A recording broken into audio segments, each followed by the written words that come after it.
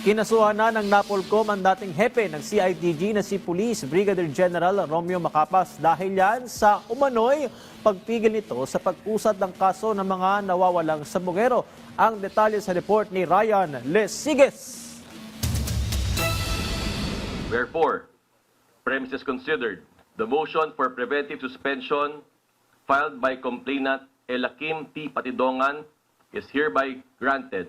Pinatawan ng preventive suspension ng National Police Commission o NAPOLCOM si dating CIDG Chief Police Brigadier General Romeo Macapas kaugnay pa rin ito sa nagpapatuloy na investigasyon sa kaso ng missing sabongeros. Ayon kay NAPOLCOM Vice Chairperson and Executive Officer Attorney Rafael Calinisan, 70 araw ang ipinataw na suspensyon sa general. Noong August 14 nang magsumite ng kanilang reklamo ang tinaguriang whistleblower na si alias Totoy at ang kapatid nito na si Elakim sa NAPOLCOM. May kaugnayan daw ito sa pagmamalabis na ginawa ni Macapas para pigilan ang pag-usad ng kaso sa missing sabongeros.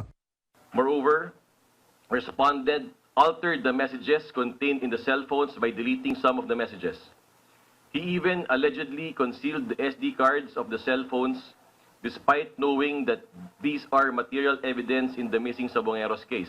Sa reklamong isinampa sa Inspection, Monitoring and Investigation Service o IMIS, inakusahan ng mga patidongan si Macapas na sinubukan silang idawit bilang mga mastermind sa pagdukot sa nasa 34 na sabongero sa pagitan ng 2021 at 2022. Nitong Biyernes, August 22, naghain ng reklamo ang IMIS ng NAPOLCOM laban kay Macapas sa Legal Affairs Service para sa grave misconduct at conduct unbecoming of a police officer. That the charge is serious or grave and the evidence of guilt is strong, or there is evidence to show that the respondent exerting efforts to harass, intimidate, coerce, or unduly influence the complainant or his/her witnesses into withdrawing the complaint or retracting the sworn statement against the respondent or to tamper with the evidence. Hindi na nagpaunlak ng panayam si Macapas pero sa isang text message, sinabi nito na normal na proseso lang ito at nakahanda niyang sagutin ang reklamo. Si Macapas ang dating CIDG Chief na inatasan na magtuloy sa investigasyon ng kaso.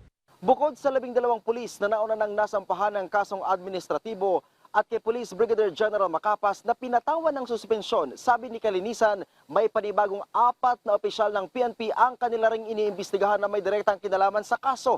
Bagamat hindi pa inilalabas ang pagkakakilanlan, sabi ni Calinisan, ilan sa mga ito ay general din. Mula dito sa Campo Crame, Ryan Lesiges para sa Pambansang TV sa Bagong Pilipinas.